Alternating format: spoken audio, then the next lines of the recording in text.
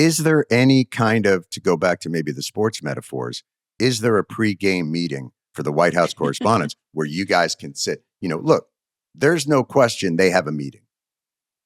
We know enough about how the White House works that they sit in a meeting and they try and conjure up, these are the questions that are going to come, and this is the way that you have to answer it.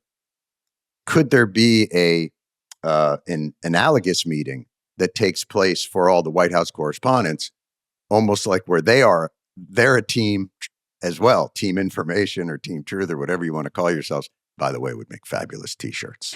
And I don't want to get into the merch right now, but I think there's a real merch opportunity here. For the White House Correspondents Association? It's certainly better than that fucking dinner. I'll tell you that much. Well, maybe if we wore T-shirts at the dinner, people would like it more. All right. I think they might. But do you get my point? I get your point. But then I think the other side of that is, reporters aren't all working for the administration. That's all the comms and press staff all working together under one boss. We all work at different organizations. We have different viewerships, different audiences. But for purportedly the same goal, no?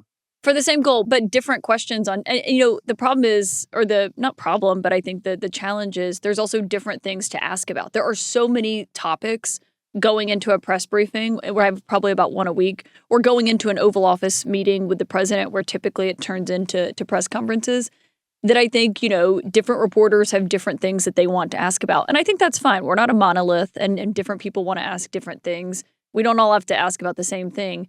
I just think, oftentimes there is one pervasive story of the day. Or I think of when President Trump was meeting with President Bukele in the Oval Office, right after the Supreme Court said that they needed to facilitate the return of the guy who was wrongly deported there. I was kind of surprised that it actually had not been brought up in the first, several questions until it got to me. Oftentimes Trump does not call on me first when we go in there. Mm-hmm. But he does still call on you. I will say this.